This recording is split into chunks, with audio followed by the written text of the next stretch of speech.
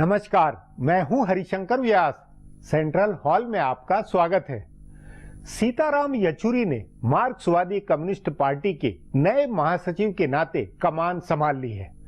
महासचिव बनने के बाद उन्होंने कई इंटरव्यू दिए, वामपंथ की भारत में प्रासंगिकता को लेकर बहुत कुछ कहा तो पार्टी की उम्मीदों का खाका भी खींचा।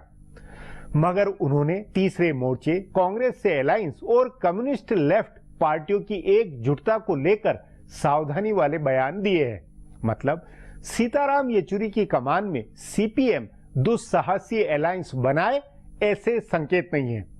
वे शायद ही हरकिशन सिंह सुरजीत की तरह दिल्ली में सत्ता और अलायंस की राजनीति करे। वे भाजपा के खिलाफ ग्रांड अलायंस बनवाना संभव नहीं मानते। बहुत संभव है कि प्रकाश कारात ने वैचारिक कट्टरता में पार्टी को जैसे रंगा है, उससे येचुरी संभल कर चलने को मजबूर है। व्यवहारिक राजनीति करने से पार्टी के भीतर बवाल बनेगा, इसकी आशंका होगी। सो प्रकाश कारात से सीताराम येचुरी का परिवर्तन खास मतलब नहीं रखता है। कम्युनिस्ट जैसे है वैसे रहेंगे, न वे बदलेंगे और न सुधरेंगे। सीताराम येचुरी राज्यसभा सांसद है।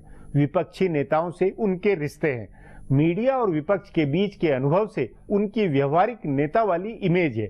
लेकिन उन्होंने अब तक जो कहा है वह यथास्थिति परक है। आज इस पर चर्चा है, मगर उससे पहले गपशप और खास सुर्खियां है। शुरुआत सियासी गपशप से करते हैं।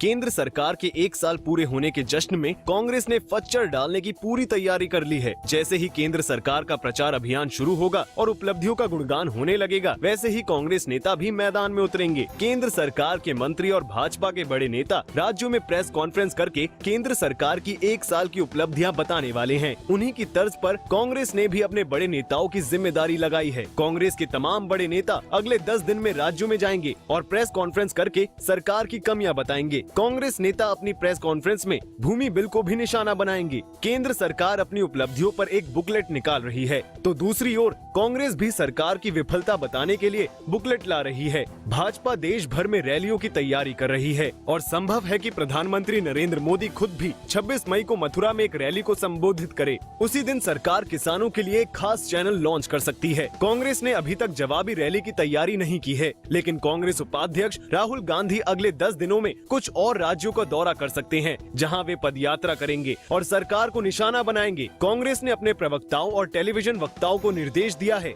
कि वे भाजपा नेताओं की रैली के लिए उनका जवाब दें।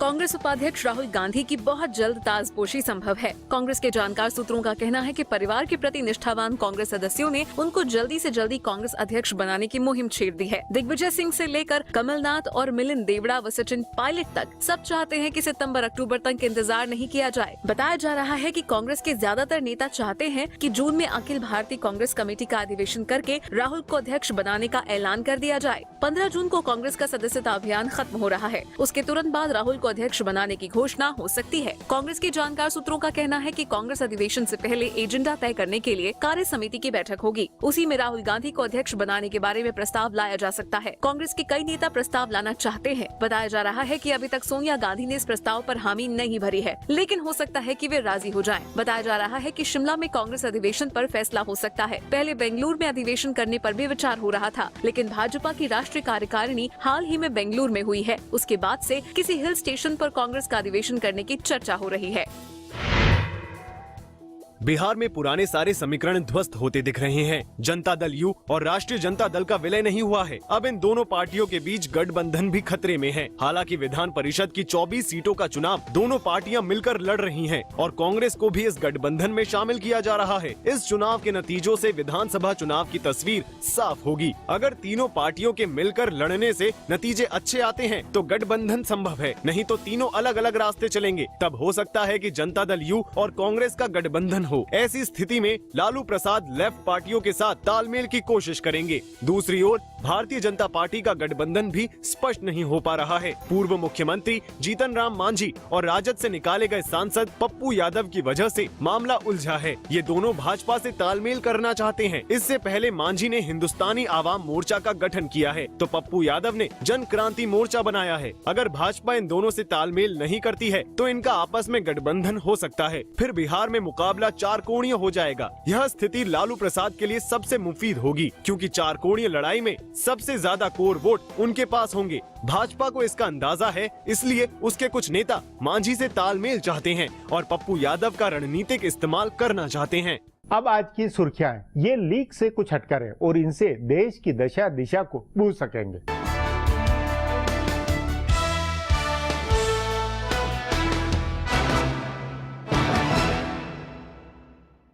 कांग्रेस उपाध्यक्ष राहुल गांधी ने केंद्र की नरेंद्र मोदी सरकार के एक साल के कामकाज पर 10 में से 0 नंबर दिए हैं। अपने चुनाव क्षेत्र अमेठी के दौरे पर गए राहुल ने कहा कि अगर आदिवासियों, गरीबों और किसानों से पूछेंगे तो वो मोदी सरकार के एक साल के कामकाज को 0 नंबर देंगे, लेकिन उद्योगपतियों से पूछेंगे तो वो 10 में से 10 नंबर देंगे। राहुल ने कहा कि वो खुद किसानों के साथ हैं, इसीलिए नरेंद्र मोदी की सरकार को 0 नंबर देंगे। उन्होंने प्रधानमंत्री मोदी के विदेश दौरों को लेकर उन पर निशाना साधते हुए कहा कि प्रधानमंत्री विदेशों में घूम रहे हैं, लेकिन खुदकुशी करने वाले एक भी किसान के घर नहीं गए। राहुल ने अपने क्षेत्र में बनने वाले फूड पार्क को रद्द किए जाने का मुद्दा उठाते हुए कहा कि उन्होंने अमेठी के लिए मेगा फूड पार्क दिया तो प्रधानमंत्री नरेंद्र मोदी की नजरें टेढ़ी हो गईं और उन्होंने मेगा फूड पार्क अमेठी से छीन लिया। राहुल ने कहा कि इस फूड पार्क से अमेठी के साथ पूर्वी उत्तर प्रदेश के किसानों को भी काफी लाभ मिलता। उन्होंने कहा कि भाजपा बदले की राजनीति कर रही है। राहुल आज 3 दिन के दौरे पर अमेठी पहुंचे, जहां कांग्रेस नेताओं और कार्यकर्ताओं ने उनका जोरदार स्वागत किया।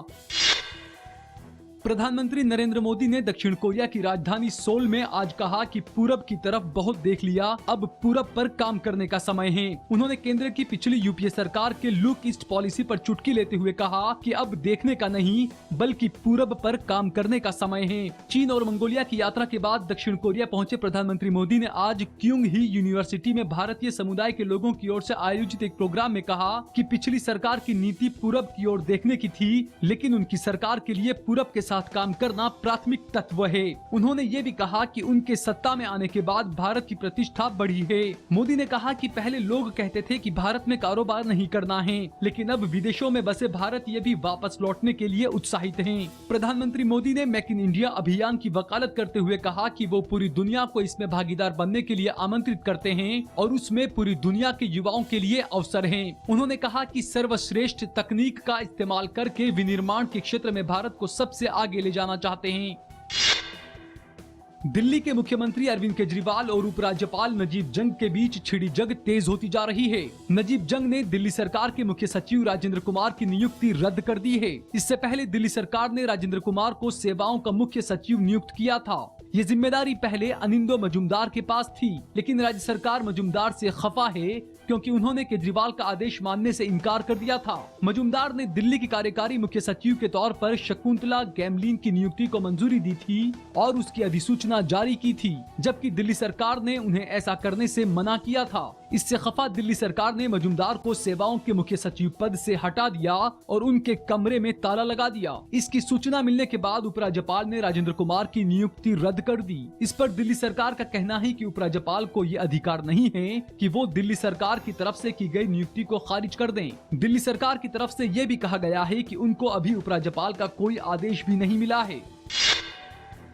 केंद्रीय गृह राज्य मंत्री किरण रिजिजू के बाद अब दिल्ली के विवाद में प्रधानमंत्री कार्यालय के राज्य मंत्री जितेंद्र सिंह भी कूद गए हैं। उन्होंने आज कहा कि अधिकारियों के प्रति गरिमा का बर्ताव होना चाहिए। दिल्ली में अधिकारियों की नियुक्ति के मसले पर मुख्यमंत्री अरविंद केजरीवाल और उपराज्यपाल नजीब जंग के बीच छिड़े घमासान पर सीधे टिप्पणी करने से बचते हुए उन्होंने कहा कि वो राजनीति का हिस्सा नहीं बनना चाहते, लेकिन कार्मिक और प्रशिक्षण मंत्रालय की तरफ से ये सिर्फ इतना ही कह सकते हैं कि अधिकारियों के साथ ऐसा बर्ताव करना चाहिए जो उनके पद और गरिमा के अनुकूल हो। उनसे पहले रिजिजू ने कहा था कि दिल्ली के मुख्यमंत्री पूर्वोत्तर की महिला अधिकारी शकुंतला गैमलीन की छवि खराब कर रहे हैं। इसी मामले में आज जितेंद्र सिंह ने कहा कि विवाद सुलझाने के और भी तरीके हो सकते हैं।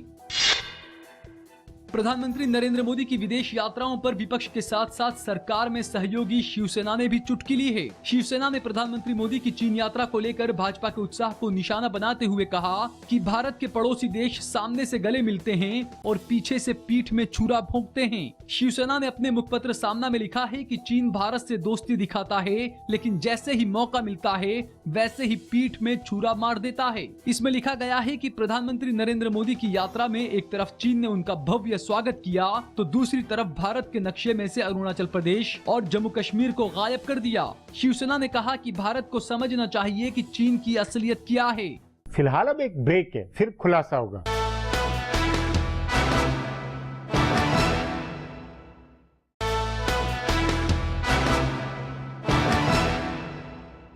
जनता परिवार की 6 पार्टियों में विलय की एक कोशिश है। ऐसे ही कांग्रेस परिवार की पार्टियों को मिलाने का विचार चला हुआ। उस नाते कम्युनिस्ट परिवार की पार्टियों का विलय सर्वाधिक आसान होना चाहिए।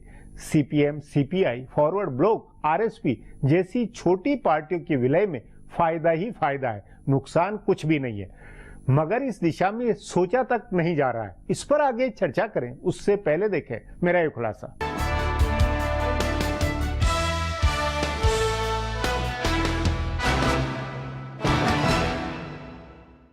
भारत की सबसे बड़ी कम्युनिस्ट पार्टी के नए महासचिव सीताराम येचुरी बहुत संभल कर राजनीति कर रहे हैं। उनके महासचिव बनने से पहले जो अंदाजा लगाया जा रहा था वे उससे उलट काम कर रहे हैं। उनको हरकिशन सिंह सुरजीत की परंपरा का नेता माना जाता था, इसलिए अंदाजा लगाया जा रहा था कि वे महासचिव बनेंगे तो सीपीएम एक बार फिर गठबंधन की राजनीति करेगी। कांग्रेस के साथ लेफ्ट का कामकाजी रिश्ता बनेगा और एक बार फिर देश में तीसरा मोर्चा बनवाने की कमान लेफ्ट पार्टियों के नेता संभालेंगे। लेकिन ऐसा कुछ होता नहीं दिख रहा है। येचुरी भी वैसा ही वैचारिक आग्रह दिखा रहे हैं जैसा प्रकाश करात दिखाते थे। मिसाल के तौर पर जनता परिवार की एकता का मामला है। येचुरी ने इसमें कोई दिलचस्पी नहीं ली है। जनता परिवार के कुछ नेताओं का मानना है कि अगर लेफ्ट के नेता पहल करते और लालू प्रसाद, मुलायम सिंह यादव आदि नेताओं से बात करते तो जनता परिवार का विलय भी हो जाता और लेफ्ट के साथ उनके तालमेल की राह भी खुल जाती। लेकिन येचुरी ने कोई पहल नहीं की। इसी तरह उन्होंने लेफ्ट पार्टियों की एकता बनाने की भी पहल नहीं की है। हालांकि जब प्रकाश करात सीपीएम के महासचिव थे उसी समय से 4-5 वामपंथी पार्टियों के एक होने की चर्चा चल रही थी, लेकिन येचुरी इसमें बहुत रुचि नहीं ले रहे थे। माना जा रहा है कि वे विलय करके 4 पार्टियों को एक साथ लाने के बजाय पश्चिम बंगाल की तर्ज पर लेफ्ट मोर्चा बनाने में ज्यादा दिलचस्पी ले रहे हैं। वे चाहते हैं कि सीपीएम, सीपीआई,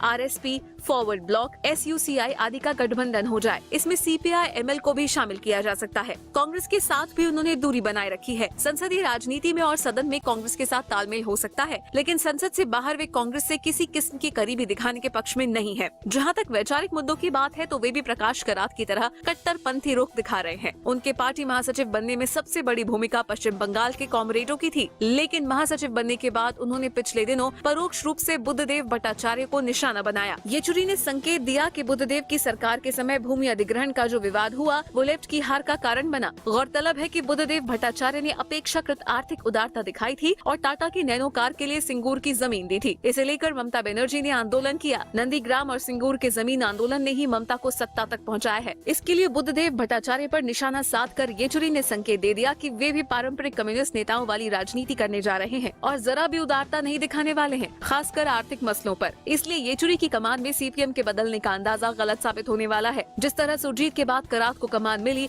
और सीपीएम बदल गई थी, वैसा बदलाव येचुरी की कमान में नहीं होगा। इसका एक कारण ये भी है कि करात के बनने पर सुरजीत अपनी खराब सेहत के कारण नेपथ्य में चले गए थे, लेकिन येचुरी के बनने के बाद भी करात सक्रिय हैं। वे पार्टी के मुखपत्र पीपल्स डेमोक्रेसी के संपादक बन रहे हैं और पार्टी के रोजमर्रा के कामकाज में दखल रखेंगे। इसलिए भी सीपीएम नहीं बदलने वाली है। अब एक ब्रेक है, उसके बाद कम्युनिस्टों की दशा पर चर्चा करेंगे।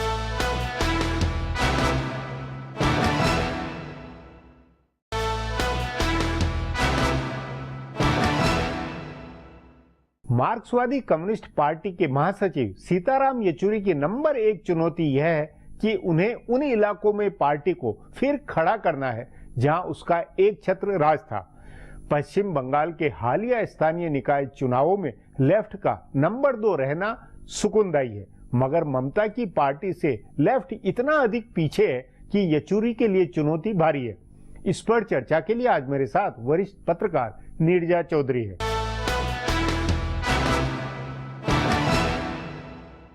नीरजा जी, सीपीएम के नए महासचिव सीताराम येचुरी ने कई इंटरव्यू दिए हैं, कई तरह की बातें कही है। क्या लगता है कि उनकी बातों से कि वामपंथ या कम्युनिस्ट पार्टियां सचमुच में प्रासंगिक इस देश की राजनीति में वापस बन सकती है?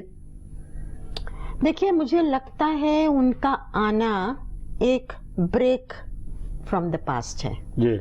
क्योंकि खासकर प्रकाश कारत जो बहुत हिम्मती नेता रहे हैं, जिसको कहते हैं ना अडिग, लेकिन फ्लेक्सिबल नहीं थे, वेरी डॉगमेटिक, डॉक्ट्रिनेर। और सीताराम येचुरी ने तो ये कहा है कि यूपीए को वामपंथियों का सपोर्ट विड्रॉ करना न्यूक डील पे एक गलती थी, प्राइस राइज पे करते अच्छा है, अपोज किया वो ठीक था। तो मैं बताती हूँ क्यों ये ब्रेक फ्रॉम द पास्ट है। प्रासंगिक रूप से आज जो देश की स्थिति है, लोग कहते हैं कि ये हरकिशन सुरजीत की तरह है, उसी मोल्ड में है। तो इनका जो पार्लियामेंट्री डायरेक्ट एक्सपीरियंस रहा है, उससे इनके अक्रॉस पार्टीज रिश्ते बने हैं। तो एक पार्लियामेंट्री फ्रेमवर्क में काम करना, पार्टी को ढालना, उसी में आगे बढ़ना एक डायरेक्ट एक्सपीरियंस है। दूसरा, एक बहुत फ्लेक्सिबल है। तीसरा, एक न्यूएंस पोजीशन, पार्टी की पोजीशन है एक, भाई कांग्रेस से हम सांठगांठ नहीं करेंगे, अपनी पार्टी को बिल्डअप करेंगे, लेकिन उसमें भी उन्होंने एक न्यूएंस पोजीशन ले ली है। पार्लियामेंट में हम कांग्रेस के साथ मिलकर काम करेंगे, बाहर हम नहीं करेंगे, अपनी पार्टी को रिवाइव करेंगे, और अलायंस में कोई ऐसा पार्टियों के साथ पावर की अलायंस में हम शामिल नहीं होंगे।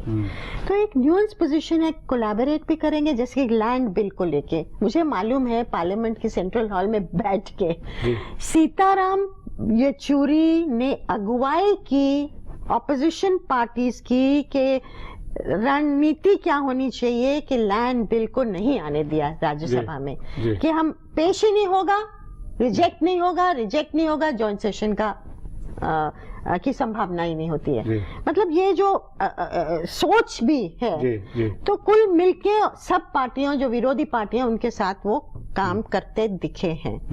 तो चाहे पार्टी की जो भी पोजीशन हो, पार्लियामेंट के अंदर ऑपोजिशन पार्टीज के साथ उनकी भूमिका रहने वाली है, बहुत अहम भूमिका रहने वाली है, अहम और अलग सी लगती है पूरा पिछली लीडरशिप से। लेकिन उसमें ये नहीं लगता कि ये फिर वो ऊपर की राजनीति में, संसद के अंदर की या जोड़ तोड़ या एक अलायंस बना, उस राजनीति में, और जो असली चुनौती है जिसका न प्रकाश कारत का समाधान था न इनके पास है, कि जमीन में कैसे रिवाइव किया जाए, जो बंगाल केरल में जो रेत महल जो ढह गया उसको कैसे वापस बनाया जाए, ये इसको लेकर क्या सोच निकलती है?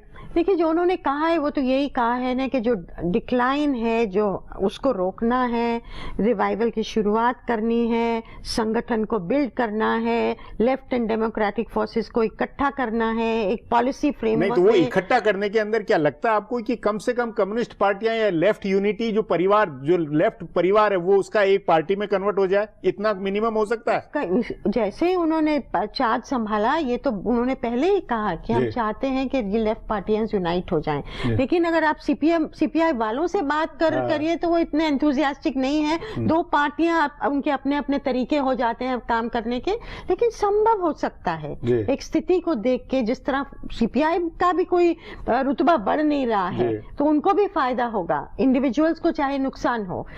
तो मुझे लगता है उस तरफ तो ये बढ़ेंगे।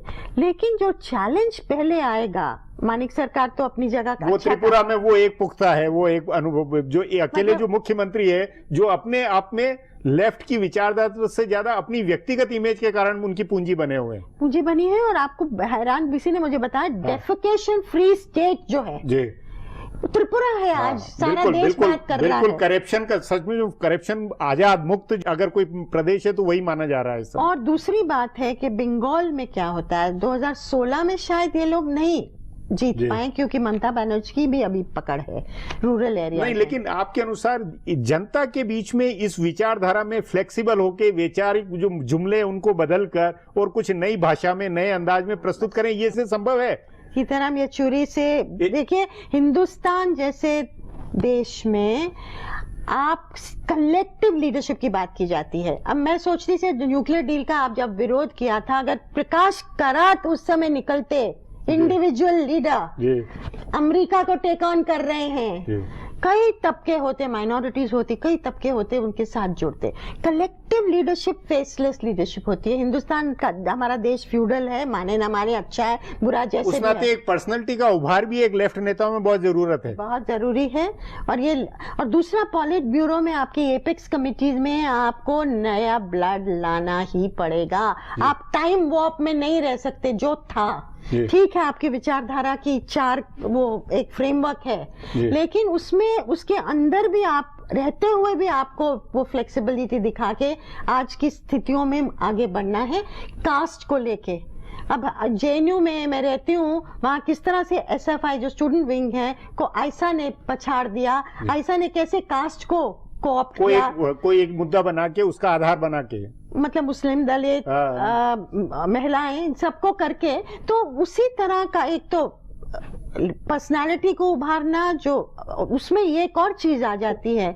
यहाँ आप कहते हैं कि एग्नोस्टिक हैं, एथिस्ट हैं, इसको आप मानते हैं, मानिए, तो पूरा हिंदुस्तान तो नहीं है ना। वो तो धर्म और वो सब तमाम बातें हैं, उसको भी दोबारा सोचना पड़ेगा। आप माने ना माने, उस इडियम को से एम्पथाइज करना, तो एक नए तरीके से, क्योंकि लेफ्ट पार्टीज जो कि गरीब देश में गरीबों की हिमायती हैं इतनी, और सिर्फ 3 प्रदेशों तक सीमित हो जाए, समझ में नहीं आता।